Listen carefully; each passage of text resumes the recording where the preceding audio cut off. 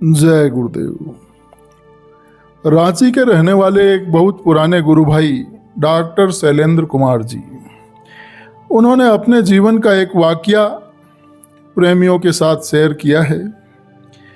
उन्होंने बतलाया है कि बात है ये उन दिनों की जब मेरी पत्नी 2003 के काफिले में थी। दशहरे का सत्संग हमारे घर पर हुआ। मेरे यहाँ सत्संग में श्रीमती श्यामकर आई हुई थी। मिस्टर श्यामकर बाहर गए हुए थे, तो सत्संग के बाद हम और प्रशांत झा उनको पहुंचाने के लिए गए। तो उन्होंने कहा कि अगर श्यामकर जी होते तो हम लोगों को दशहरे की मूर्ति दिखाने ले जाते। तो हमने कहा कि चलिए, इसमें क्या बात है, हम आपको दिखा देंगे मूर्ति, हम दिखा लाएंगे। तो मूर्ति दिखाकर जब हम लौटने लगे तो हमारी तबीयत घबराई।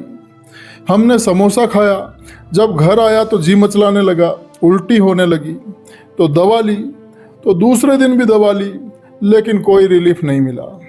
मैंने सोचा कि मुझे प्राणक्रियाटिस हो गया है। मेरा बेटा जो डॉक्टर है, उसने डॉक्टर को फ़ोन किया, तो डॉक्टर ने कहा कि ईसीजी करवाइए। ईसीजी हुआ तो वाल में कुछ गड़बड़ी निकली। फिर टोपोमिन टेस्ट हुआ तो वो पॉजिटिव निकला। उसका इलाज हुआ तो वो ठीक हो गया। फिर दिल की धड़कन डिसबैलेंस हो गई, यानी हार्ट बीटिंग। फिर इको कराया तो हार्ट बिल्कुल ठीक था, पर डॉक्टर ने कहा कि एंजियोग्राफी करेंगे। उन्होंने मुझसे भर्ती होने के लिए कहा। तो मैंने परम पूज्य स्वामी जी महाराज को फ़ोन लगाया। तो स्वामी जी महाराज को फ़ोन लगाया और सारी बात स्वामी जी महाराज को बताई। तो आदेश मिला कि करा लो। तो मैं भर्ती हो गया। तो एंजियोग्राफी में 3 आर्टरीज ब्लॉक थी। सर्जन ने कहा कि अब आपको ऑपरेशन कराना होगा। मैंने कहा कि मैं स्वामी जी महाराज से पूछूंगा और जब उनका आदेश होगा तभी मैं ऑपरेशन टेबल पर चढ़ूंगा। तो सर्जन ने मुझसे कहा कि आप एक डॉक्टर होकर भी ऐसी बात कर रहे हैं। मैंने कहा कि मैं बिना उनके आदेश के ऑपरेशन नहीं कराऊंगा।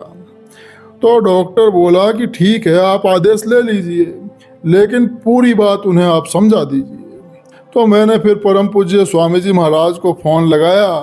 तो स्वामी जी महाराज ने कहा कि वो यही तो कह रहा है ना कि कुछ हो सकता है, ये थोड़े ना कह रहा है कि कुछ हो जाएगा।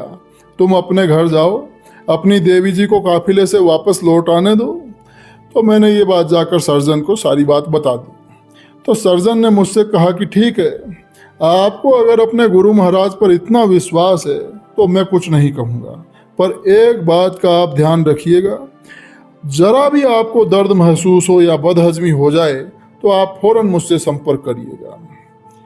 तो इसके कुछ दिन बाद मुझे फिर उल्टी हुई, बहुत तेज उल्टी थी। फिर मेरे सारे टेस्ट हुए तो सब कुछ पॉजिटिव निकला। तो मैंने 27 नवंबर सन 2003 परम पूज्य स्वामी जी महाराज को फ़ोन मिलाया और उनको बताया कि मेरे हार्ट की एक दीवार काम नहीं कर रही है। तो स्वामी जी महाराज ने कहा कि तुम ऑपरेशन करवा लो। तो मैंने स्वामी जी से प्रार्थना की कि स्वामी जी महाराज, 3 तारीख को भंडारा है, इसके बाद ऑपरेशन करवाऊं? तो स्वामी जी महाराज बोले कि नहीं, फौरन ऑपरेशन करवा लो। तो 28 नवंबर को अपोलो हॉस्पिटल रांची में मैं एडमिट हो गया। 2 दिन तक सारे टेस्ट हुए जो ऑपरेशन के पहले होते हैं। 1 दिसंबर को मेरा ऑपरेशन हुआ। खास बात यह रही जिससे अपोलो हॉस्पिटल में एक लहर फैल गई और चारों तरफ ये बात चर्चा का विषय बन गई। डॉक्टर ने कहा कि 5 बोतल खून चाहिए। तो जब ये खबर संगत को लगी तो सत्संगी प्रेमियों की भीड़ अपोलो हॉस्पिटल में लग गई खून देने के लिए। तो अपोलो के डॉक्टरों ने कहा कि आज तक कभी ऐसा दृश्य हमने इस अस्पताल में नहीं देखा कि खून देने वालों की लाइन लग जाए, भीड़ लग जाए। हर सत्संगी की इच्छा थी कि उसका खून लिया जाए, बाहर का खून ना आने पाए, क्योंकि बाहरी खून न जाने कैसा हो, किस मांसाहारी का हो। तो ऑपरेशन गुरु महाराज की दया से ठीक हो गया, लेकिन अचानक खून बहने लगा, ब्लीडिंग शुरू हो गई। तो यह देखकर डॉक्टर लोग परेशान हो गए। उन्हें यह समझ नहीं आ रहा था कि ये खून आखिर बह क्यों रहा है। एक और खून चढ़ रहा था और दूसरी ओर खून निकल रहा था। तो हमारे साथी सत्संगी मिश्रा जी, वो बहुत अच्छे साधक थे। उन्होंने अंतर में स्वामी जी महाराज से प्रार्थना की मेरे स्वास्थ्य लाभ के लिए। तो उनको ऐसा आभास हुआ कि परम पूज्य स्वामी जी महाराज ने कहा है कि जाकर उससे कहो कि 5 नाम का सुमिरन करे। तो उन्होंने मुझे आकर ये बात बतलाई। तो मेरी स्थिति यह थी कि मैं सुन सबकी सकता था पर बोल नहीं सकता था। तो मैंने मिश्रा जी की बात मान ली और मन ही मन गुरु महाराज को और पांचों नामों को याद करता रहा। डॉक्टर लोग भी अपने इलाज में लगे रहे।